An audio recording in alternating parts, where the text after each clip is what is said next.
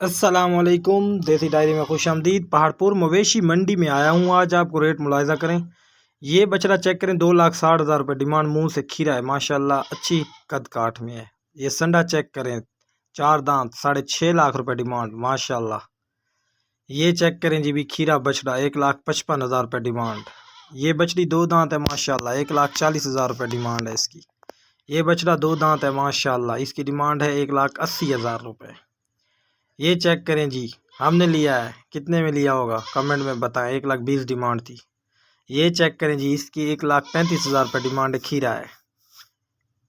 ये चेक करें जी, 2 दांत बछड़ी, डिमांड 1,25,000 रुपये।